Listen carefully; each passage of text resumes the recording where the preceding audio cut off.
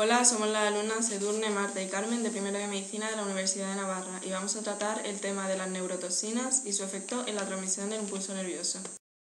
Hemos estructurado el tema en 5 partes. Vamos a comenzar con el impulso nervioso y su propagación. Después las neurotoxinas y la toxina botulínica como ejemplo. Posteriormente la neuroinmunotoxicología y las conclusiones para terminar. Vamos a comenzar con el impulso nervioso. El impulso nervioso es un mensaje electroquímico que transmiten los nervios, es decir, es una onda transitoria de inversión del voltaje que existe a nivel de la membrana celular, que se inicia en el sitio en el que se aplica el estímulo. Este sitio puede ser o el sistema nervioso central o los órganos de los sentidos. Los receptores sensitivos transforman los estímulos en impulsos nerviosos que a través de las fibras sensoriales llegan al cerebro. Esta transmisión del impulso nervioso de una neurona a otra o una célula efectora no neuronal depende de la acción de neurotransmisores específicos que actúan sobre receptores también específicos. La conducción del impulso nervioso es de tipo eléctrico y se basa en la despolarización y la repolarización de la membrana. La despolarización de esta membrana en un punto produce que en el exterior de ese punto quede cargado negativamente al introducirse las cargas positivas de sodio en la célula. Las zonas adyacentes sufren una atracción de sus cationes por la carga negativa del área estimulada, actuando como sumidera de cationes de sodio. Así se va transmitiendo la onda de electronegatividad a lo largo de toda la fibra nerviosa. En las fibras que poseen cubierta de mielina, la propagación saltatoria es más rápida, ya que salta de nódulo a nódulo, al no tener que despolarizar todos los puntos de la fibra nerviosa. Este proceso es posible porque entre las macromoléculas que ocupan todo el espesor de la sonema se encuentran algunas como las de la bomba de sodio y potasio, que es capaz de transportar activamente sodio hacia el medio extracelular intercambiándolo por potasio, los canales de sodio sensibles al voltaje, que determinan la inversión del voltaje de la membrana, ya que al abrirse y permitir la entrada del sodio hace que el interior de la membrana se vuelva positiva, ya que el sodio se encuentra de forma iónica. Los canales de potasio sensibles al voltaje, que su activación contribuye al retorno de la polaridad inicial por la salida de los iones potasio de la neurona. Siguiendo el índice, ahora vamos a hablar de las neurotoxinas, que son sustancias tóxicas que actúan sobre el sistema nervioso. Podemos encontrarlas de origen vegetal y de origen animal. En las de origen vegetal tenemos el ejemplo como el curare, que impide la transmisión de impulso nervioso entre nervio y músculo, o la estricnina, que inhibe la autorregulación neural. En las de origen animal tenemos los venenos de serpientes o los de naturaleza inorgánica. Para entender mejor las neurotoxinas, vamos a explicarlo con un ejemplo, que en este caso es la toxina botulínica. La toxina botulínica es una proteína que ayuda a frenar los espasmos musculares y es la toxina biológica más potente conocida hasta hoy. Esta toxina se produce por la bacteria anaeróbica y gram positiva, el Clostridium botulinum, que se conocen hasta 8 tipos inmunológicamente distintos, pero solo los tipos A, B y E se han vinculado al botulismo humano.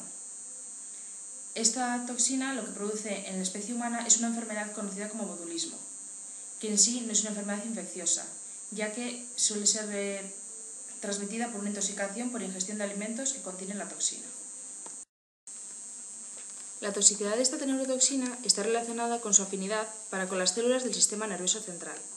Se sabe que sus acciones farmacológicas están relacionadas con el bloqueo de la liberación de acetilcolina en las terminaciones desmielinizadas de los nervios motores colinérgicos. Además, los estudios electrofisiológicos han demostrado que bloquea la liberación del transmisor de estas terminaciones.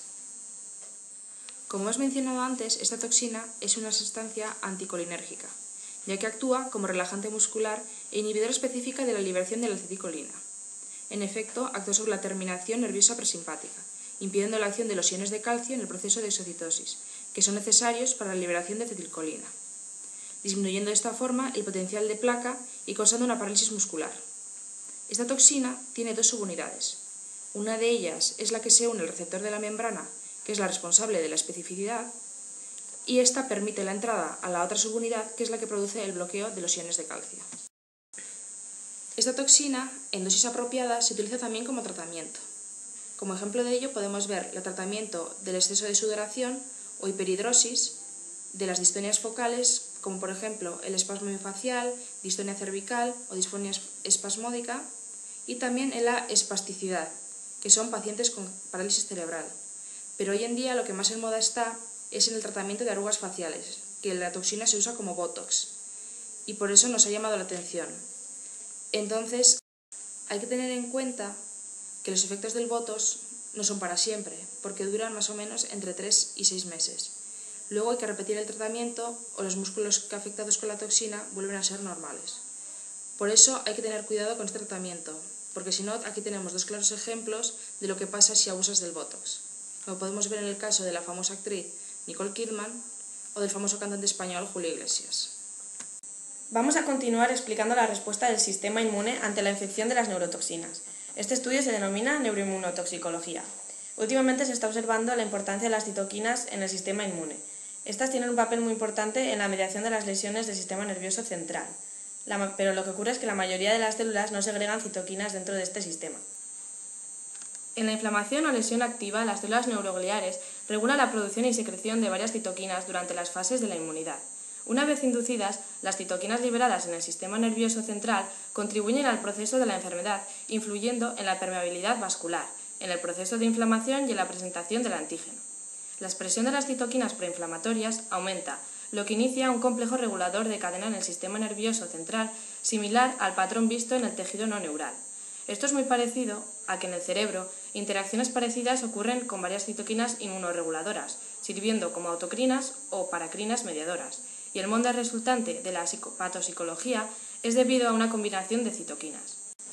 Los mecanismos mediante los cuales diferentes eventos patológicos ocurren seguidamente a la lesión tóxica al sistema nervioso se explican en parte por la expresión diferenciada y temporal de varias citoquinas y sus interacciones. De este modo, la expresión temporal de las citoquinas debe jugar un papel en la sucesión de eventos resultantes en los patrones de degeneración. La liberación de citoquinas produce activación local del endotelio vascular, provocando vasodilatación y aumento de la permeabilidad vascular, lo que conduce al reclutamiento de las células inflamatorias, inmunoglobulinas y complemento, provocando la activación de los linfocitos T y B. Aunque localmente los efectos del tumor necrosis factor alfa son beneficiosos, cuando éste actúa por todo el organismo, sus efectos son desastrosos, provocando síndromes como el shock séptico y la coagulación intravascular diseminada.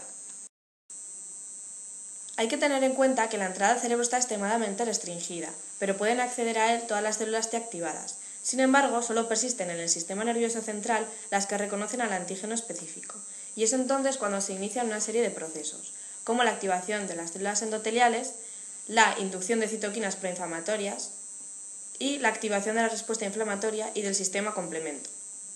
En estado patológico, las citoquinas influencian la respuesta celular, pero sigue habiendo un punto de controversia. Como finalización de nuestro trabajo, queremos que queden claras una serie de ideas principales. En primer lugar, hay una gran diversidad de neurotoxinas en la naturaleza y, correspondiendo a esta gran diversidad, sus efectos en la naturaleza son también muy variados. Podemos hablar de que bloquean los canales de sodio en las neuronas, lo que lleva a una parálisis y, en el peor caso, a la muerte.